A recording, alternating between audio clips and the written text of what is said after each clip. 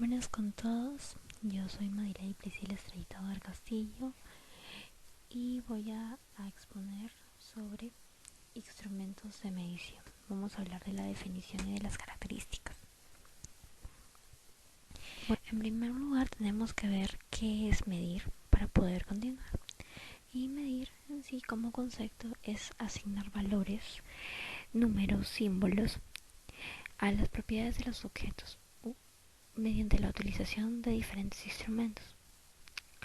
También tenemos que es la medición, que va a ser el proceso que va a vincular los conceptos abstractos con los indicadores empíricos. Por último vamos a tener los instrumentos de medición, que básicamente es el recurso que utiliza el investigador para registrar la información sobre la variable. Teniendo en cuenta los requisitos de un instrumento de medición, debe tener tres características, tres requisitos principales. El primero va a ser confiabilidad y el siguiente va a ser validez y uno que vamos a ver en el transcurso de la clase. Ahora vamos a ver que la confiabilidad básicamente es un grado en que un instrumento produce resultados consistentes y coherentes. ¿Qué quiere decir?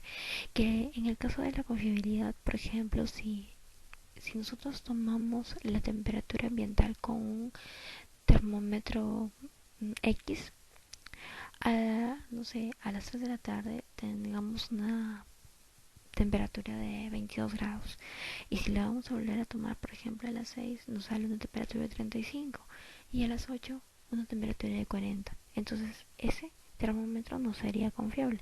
Entonces la confiabilidad básicamente va a ver que una aplicación repetida del mismo instrumento al mismo individuo va a producir resultados iguales o similares.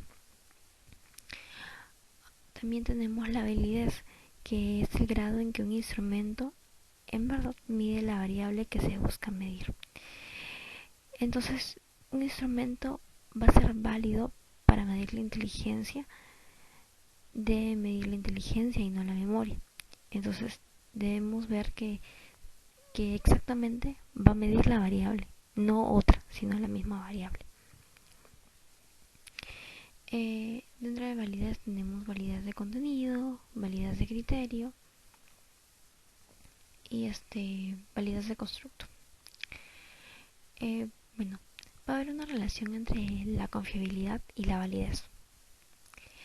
En primer lugar, vamos a ver esos esquemas que nos van a ayudar a ver qué tan confiable y qué tan válido va a ser. En el caso del punto A, vemos los puntos que van a estar en un mismo lado y casi a las afueras del punto medio. Por lo tanto, vamos a tener que va a ser confiable porque va a tener resultados coherentes, pero no va a ser válido, porque se supone que si es válido debería dar en medio.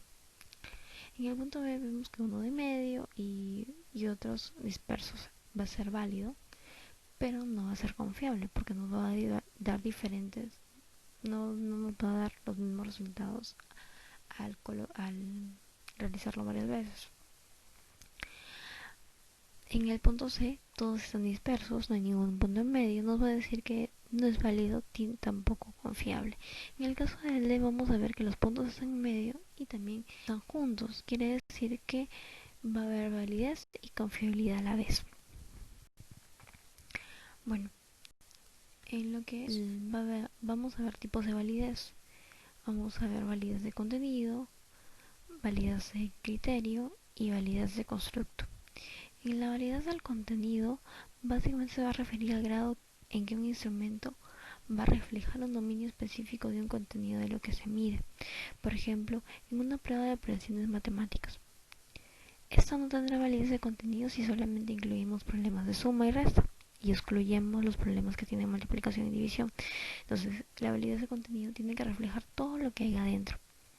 El dominio de un contenido de una variable normalmente es definido y establecido por la literatura, por los antecedentes que vemos en nuestro estudio. Y ahora vamos a ver validez de criterio. En el caso de validez de criterio, se va a establecer al comparar sus resultados con los de algún criterio externo que pretende medir lo mismo. ¿Qué pasa con esta validez? Vamos a ver que estas tenemos que correlacionar las puntuaciones resultantes de aplicar el instrumento con las puntuaciones obtenidas de otro criterio externo al medir lo mismo, ¿no? Y bueno, por último sería la validez de constructo, que se va a referir a qué tan exitoso el instrumento representa y mide el concepto teórico que nosotros tenemos. La validez de constructo va a tener tres etapas. En la primera va a establecer y especificar la relación teórica entre los conceptos. Va a ser la base del marco teórico. Se correlaciona los conceptos y se va a analizar cuidadosamente la correlación. Y por último, va a interpretar la evidencia empírica de acuerdo con el nivel en que la claridad de la validez del concepto de una medición en particular. Bueno, para esto vamos a tener preguntas que nos vamos a realizar para ver si estamos yendo por buen camino. En el caso de la validez del contenido, vamos a preguntarnos si el instrumento mide adecuadamente las principales dimensiones de la variable en cuestión. Vamos a ver si el dominio es muy estrecho o el dominio es muy amplio. Entonces, si el dominio es muy estrecho, no va a poseer validez de contenido, pero si el dominio es amplio, entonces va a poseer validez de contenido. En el caso del criterio, vamos a ver en qué grado el instrumento comparado con otros va a medir lo mismo. Y por último, en el de constructo, vamos a preguntarnos si el concepto teórico está realmente alojado en el instrumento. Y vamos a dar la significancia a las puntuaciones de los instrumentos que vamos a medir. Hay factores que afectan la validez. Uno de ellos es la improvisación. Debemos tener en cuenta que para que exista una buena validez, tenemos que tomar los instrumentos en base a antecedentes o que ya se hayan utilizado, o no, que tengamos una prueba, una constancia de que ese instrumento nos va a ayudar en nuestro trabajo o proyecto, en nuestro trabajo de investigación. Por eso es que esto va a tomar tiempo, ¿no? Las preguntas inadecuadas respecto a las especificaciones, sobre todo en las pruebas escritas orales. Esto también va a afectar la validez, ya que si hay preguntas inadecuadas no van a ser respondidas. Preguntas que sugieren respuestas. Sugerencias usualmente no es muy bueno colocar. Los cuestionarios demasiado cortos. Recuerden que vamos a ver más adelante que cuál es el tamaño correcto de un cuestionario. Dice que si el cuestionario es demasiado corto no va a incluir una muestra adecuada de los indicadores a medir. El ordenamiento inadecuado de los ítems. Debemos tener un orden al realizar nuestro instrumento, una encuesta, una entrevista. Patrón identificable de respuestas, entre otros. Ahora vamos a tener el último que va a ser la objetividad, que nos vamos a referir al grado en que el instrumento es o no permeable a la influencia de los sesgos y tendencias de los investigadores que lo van a administrar y lo van a calificar.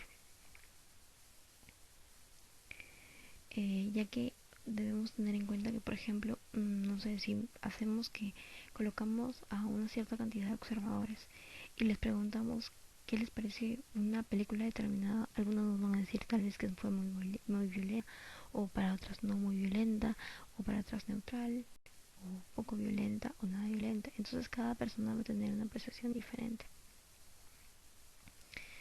Entonces, por eso es que la objetividad básicamente se va a referir a los que hay o a las tendencias del investigador o de investigadores. Debemos tener en cuenta que la validez, la confiabilidad y la objetividad no deben tratarse de forma separada. Si alguna de las tres falla, el instrumento no es útil para llevar a cabo un estudio. ¿De qué tan válido y qué tan confiable es? Por ejemplo, un test de inteligencia o la encuesta de hogares. Y otro que sería diseñar un instrumento donde nosotros vamos a tener que evaluar la validez y la confiabilidad de lo que estamos realizando. Debe estar ajustada a las necesidades y principalmente al objetivo general y a los específicos. Por eso vemos esto, ¿no? Que la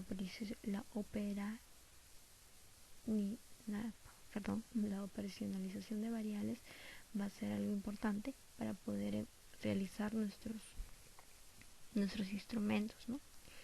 Recuerden que tienen un objetivo general, va a estar basado en objetivos específicos, los indicadores, que es lo que nos interesa medir, los instrumentos que debemos utilizar y por supuesto la fuente. Ahora pasos para construir un instrumento de recolección. Tenemos redefiniciones fundamentales. Debemos recordar que en esta etapa se deberá reevaluar. Ya las habíamos evaluado, pero vamos a reevaluar las variables de investigación, ver si se mantiene o se modifica, el lugar específico donde se recabarán los datos y el propósito de la recolección, quiénes y cuándo van a ser medidos, la definiciones de las operacionalizaciones y el tipo de datos que se quiere obtener. Vamos a tener también una revisión enfocada en la literatura. Aquí debemos hacer revisión de la literatura, instrumentos de medición utilizados en estudios anteriores para medir las variables de interés, lo cual nos va a ayudar a identificar qué herramienta utilizar. En 3 vamos a identificar el dominio de las variables y medir sus indicadores. Aquí vamos a identificar y señalar con precisión los componentes, las dimensiones o los factores que van a integrar la variable.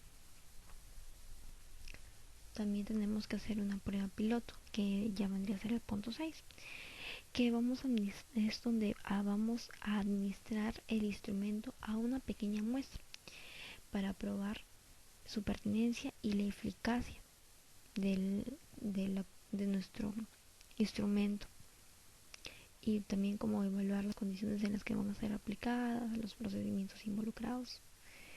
Aquí vamos a calcular la confiabilidad y la validez inicial del instrumento. También tenemos la fase 5, que es armar construcción del instrumento. En esta etapa, vamos a aplicar la generación de todos los ítems o reactivos, indicadores, categorías de instrumento, así como determinar los niveles de medición o interpretación.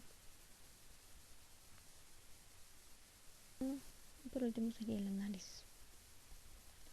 Listo. Continuamos con los niveles de medición.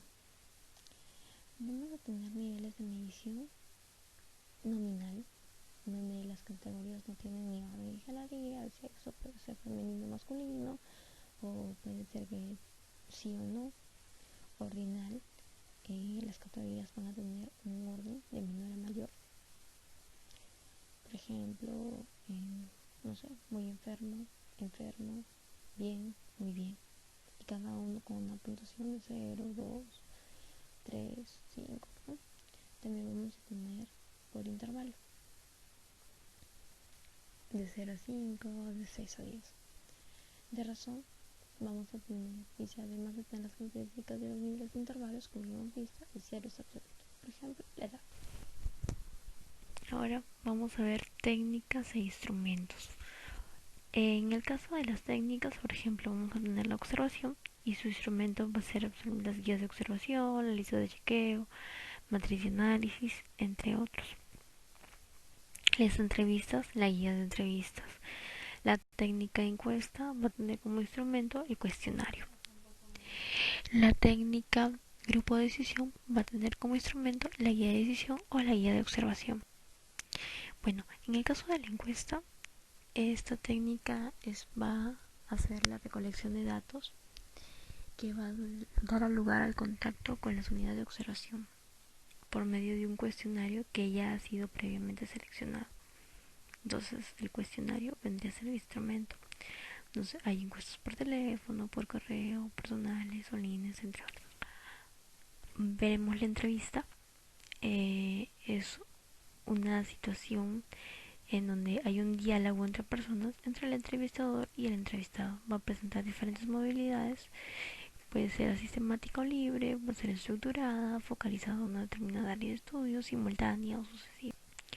Observación de campo no experimental. Con frecuencia esa técnica se va a utilizar para profundizar el conocimiento del comportamiento de exploración. Por ejemplo, acá les doy un ejemplo. Dice, si en una investigación exploratoria se ha encontrado que los clientes de una empresa no están conformes con el tiempo que deben esperar para ser atendidos, se debe planear una recolección de datos sobre los tiempos de espera y de servicios en una muestra representativa de clientes. Entonces, una observación de campo no experimental es la observación experimental, ¿no? Que se va a diferenciar porque elabora datos en condiciones relativamente controladas por el investigador, particularmente porque éste puede manipular la o las variables. Es una poderosa técnica de investigación científica. Puede utilizar como instrumento la hoja o la ficha de registro de datos. Instrumentos para la recolección de información. Básicamente voy a dar, ¿no? En estos instrumentos más utilizados se encuentra el cuestionario y la escala de actitudes, las cuales están compuestas por un conjunto de preguntas con respecto a las variables que son sujetas a medición, teniendo en cuenta los objetivos de la investigación. Vamos a tener cuestionario y la escala de actitudes, como ya les dije. En el caso del cuestionario es un conjunto de preguntas que está básicamente destinado a recoger, a procesar y analizar la información sobre los hechos estudiados en las poblaciones o las muestras. Sus preguntas pueden pretender alcanzar información mediante respuestas de la población. En el caso de las escalas de las actitudes, van a medir la intensidad de las actitudes de una forma muy objetiva. A través de valores cuantitativos, van a medir el grado de aceptación o de rechazo. El tamaño de un cuestionario. Debemos tener en cuenta que el tamaño de un cuestionario debe ser práctico, como dicen, ni muy corto ni muy largo. ¿Por qué? Porque debe tener las preguntas claves y el orden adecuado para responder la hipótesis y cumplir los objetivos. Tipos de preguntas. Van a haber preguntas abiertas o no estructuradas, que son aquellas que no delimitan con anterioridad las opciones de respuesta. También van a haber preguntas cerradas o estructuradas, que son las que tienen opciones de respuestas previamente seleccionadas. También van a haber unas mixtas. En el caso de las cerradas van a haber dicotómicas, quiere decir que solamente van a tener dos respuestas, o simplemente sea sí o no, o de opción múltiple, que pueden ser simples o también pueden ser respuestas múltiples. Y bueno, eso sería todo por hoy. Muchas gracias. Cualquier pregunta pueden dejarla por escrito.